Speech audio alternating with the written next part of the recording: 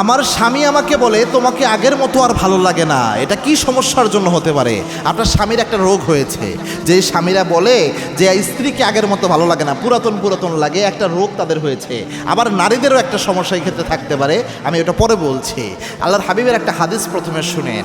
আল্লাহর হাবিব সাল্লাল্লাহু আলাইহি সাল্লাম জানিয়েছেন, আল্লাহ রাব্বুল আলামিনের কোনো বান্দা যখন কোনো অপরাধ করে, অপরাধের কারণে তার নফসের উপর একটা দাগ পড়ে, আবার যখন একটা অপরাধ করে তার কলবের উপর, অন্তরের উপর আরেকটা দাগ পড়ে, এইভাবে একটা একটা করে অপরাধ করতে করতে তার অন্তরে দাগ পড়তে থাকে।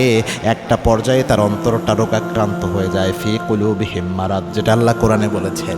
অন্তর যখন রোগাক্রান্ত হয়ে যায়, এই অন্তর দিয়ে হালাল জিনিস তখন আর ভালো লাগে না, হারামের দিকে মনটা চলে যায়। এই জন্য আপনার স্বামী হতে পারে কোনো হারামে জড়িত হয়ে গেছে, যার কারণে আপনার উপর এরকমটা লাগে। এটা একটা কারণ হতে পারে। 2 নাম্বার, সে তাকে বলবেন যেটা হেদায়েত থেকে বিচ্যুত হওয়ার একটা আলামত, যে তার হালাল জিনিস ভালো লাগতেছে না, হালাল জিনিস থেকে মন উঠে যায় আর বাহিরের জিনিস ভালো লাগে, অন্যদিকে ভালো লাগে। আপনার স্ত্রীর মধ্যে আল্লাহ যা দিয়েছেন আরেক মহিলার মধ্যে ঠিক সেম জিনিস দিয়েছেন, কোনো পার্থক্য নাই।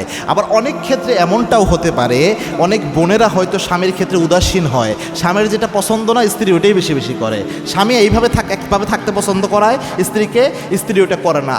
স্ত্রী যদি অবাধ্য হয়, স্ত্রী যদি তর্ক করে, স্ত্রী যদি স্বামীর সাথে খারাপ আচরণ করে, এই নারীর উপর অনেক সময় স্ত্রীর এই ভালোবাসা স্বামীর মন থেকে অটোমেটিক্যালি বের হয়ে যায়। এই জন্য যেই সমস্যাই হোক আপনারা একে অন্যকে সহযোগিতা করেন। মনে রাখবেন, খেয়ারকম লিনিসাইকুম, ওই পুরুষ আল্লাহর কাছে সেরা যে তার স্ত্রীর কাছে সেরা, আবার ওই নারী আল্লাহর কাছে সেরা হয়ে যায় যে তার স্বামীর কাছে সেরা হয়।